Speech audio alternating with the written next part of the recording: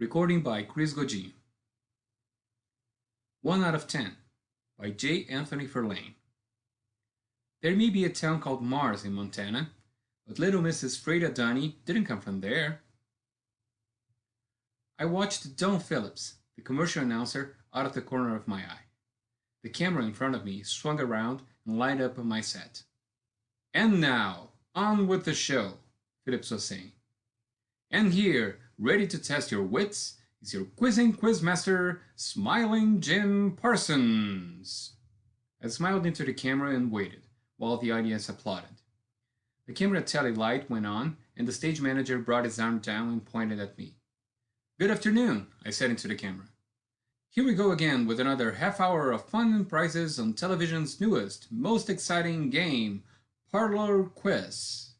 In a moment, I'll introduce you to our first contestant. But first, here is a special message to you mothers." The baby powder commercial appeared on the monitor, and I walked over to the next set. They had the first contestant lined up for me.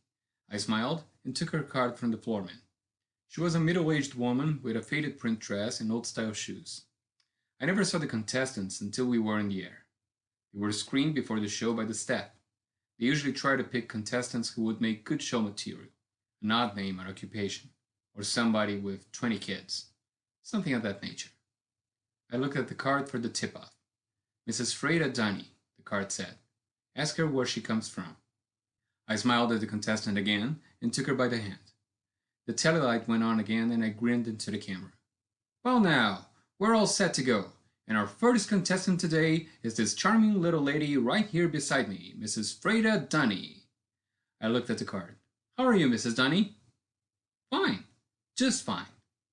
"All set to answer a lot of questions and win a lot of prizes?" "Oh, I'll win all right," said Mrs. Dunny, smiling around at the audience. The audience tittered a bit at the remark. I looked at the card again. "Where are you from, Mrs. Dunny?" "Mars," said Mrs. Dunny. "Mars!" I laughed, anticipating the answer. "Mars, Montana? Mars, Peru?" "No, Mars. Up there," she said, pointing up in the air. "The planet Mars. The fourth planet out from the sun." My assistant looked unhappy. I smiled again, wondering what the gag was. I decided to play along. "Well, well," I said. "All the way from Mars, eh? And how long have you been on Earth, Mrs. Dunny?" "Oh, about 30 or 40 years. I've been here nearly all my life. Came here when I was a wee bit of a girl." "Well," I said, "you're practically an Earthwoman by now, aren't you?" The audience laughed. "Do you plan on going back someday, or have you made up your mind to stay here on Earth for the rest of your days?" "Oh, I'm just here for the invasion," said Mrs. Dunny. "When that's over, I'll probably go back home again." "The invasion?" "Yes. The invasion of Earth. As soon as enough of us are here, we'll get started." "You mean there are others here too?"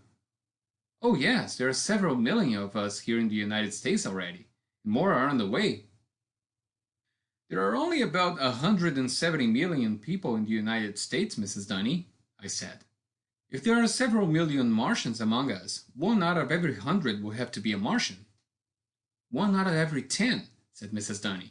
"That's what the boss said just the other day. We're getting pretty close to the number we need to take over Earth." "What do you need?" I asked. 1 to 1?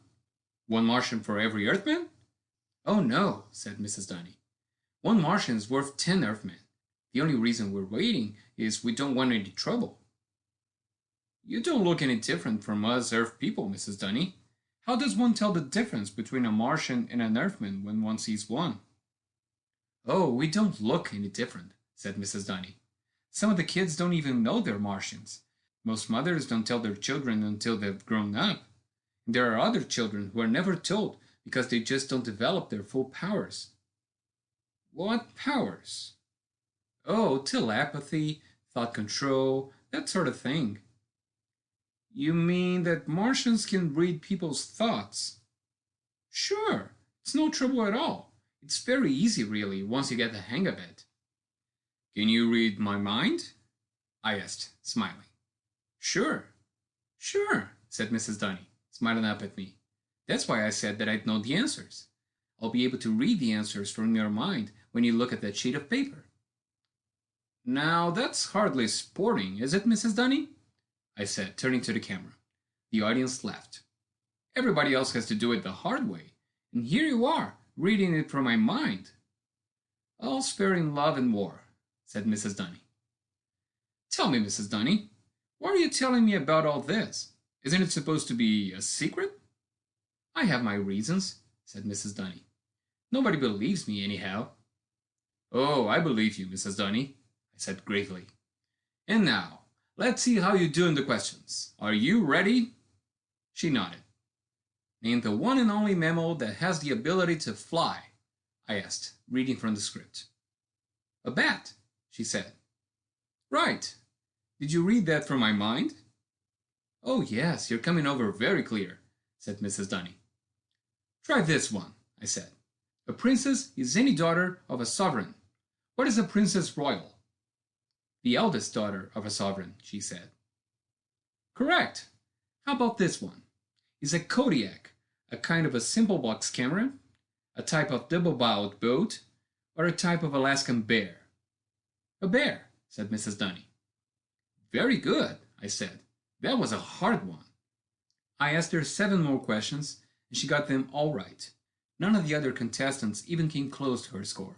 So I wound up giving her the gas range and a lot of other smaller prizes. After we were off the air, I followed the audience out into the hall. Mrs. Dunny was walking towards the lobby with an old paper shopping bag under her arm. An attendant was following her with an armful of prizes. I caught up with her before she reached the door. Mrs. Dunny, I said, and she turned around. I want to talk to you. When do I get the gas stove? She said. Your local dealer will send it to you in a few days.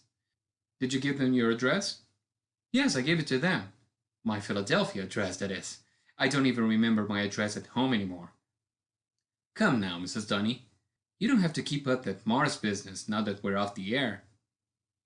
It's the truth, and I didn't come here just by accident, said Mrs. Dunny, looking over her shoulder towards the attendant who was still holding the prizes. I came here to see you. Me? Mrs. Dunny set the paper bag down on the floor and dug down into her pocketbook. She took out a dog-eared piece of white paper and bent it up in her hand. Yes, she said finally. I came to see you, and you didn't follow me out here because you wanted to. I commanded you to come. Commanded me to come, I spluttered. What for? To prove something to you. Do you see this piece of paper? She held out the paper in her hand with the blank side toward me. My address is on this paper. I am reading the address. Concentrate on what I'm reading. I looked at her. I concentrated. Suddenly, I knew. 251 South 8th Street, Philadelphia, Pennsylvania, I said aloud. You see, it's very easy once you get the hang of it, she said. I nodded and smiled down at her. Now I understood.